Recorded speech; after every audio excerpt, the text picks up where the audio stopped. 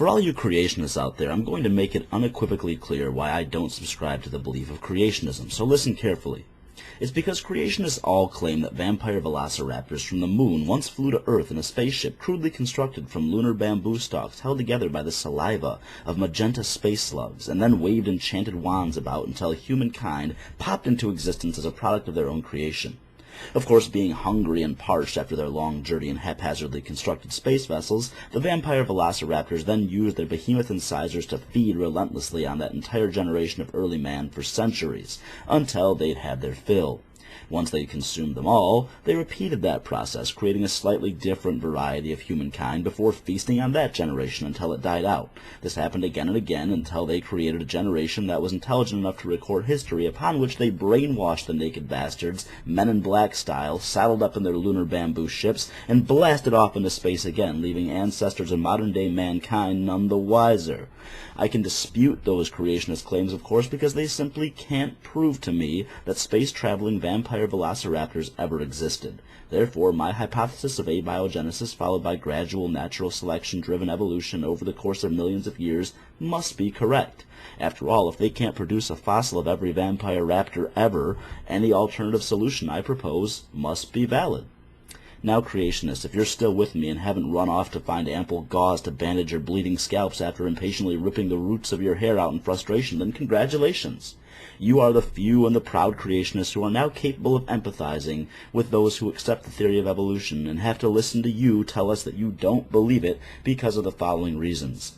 Evolution states that something comes from nothing. Evolution says that man just came from dirt, and you can't prove that. Evolution can't be true because there's no evidence of a monkey giving birth to a human. I don't believe in evolution because it states that all monkeys became humans and monkeys exist today.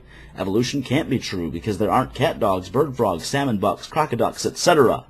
If you are a creationist, I urge you to understand what the theory of evolution actually states before you attempt to argue against it. I implore you to read actual science books or articles by credible biologists on the subject.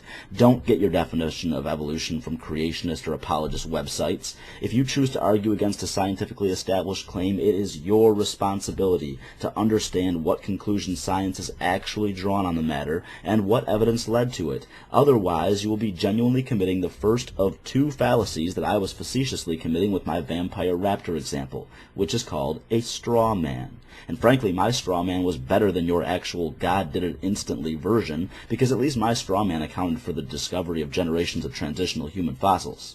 Now, a straw man is committed when you argue a fabrication of what your opposition's position actually is, rather than addressing your opposition's real arguments. Now, whether or not you do this because you don't know any better, or because you know that that's not the actual claim of your opposition and you're being deliberately dishonest, doesn't matter in terms of how fallacious the argument is. Again, you are responsible for knowing your opposition's actual argument, claim, or general position on the topic before you argue against it. Now, the second fallacy that I gave you in my example was the argument from ignorance. When I concluded that because one claim was demonstrably false and the actual matter was unknown, that whatever solution I plugged into existence must be correct, I was committing an argument from ignorance. Even if I dismissed your actual argument rather than a fabricated one, me claiming that any solution I propose must be true because it presents an alternative to fill a knowledge gap does not make me correct, not until I can provide satisfactory evidence for the claim I'm making. So, from now on, if you plan to continue using those same fallacious tactics to argue non-creationists,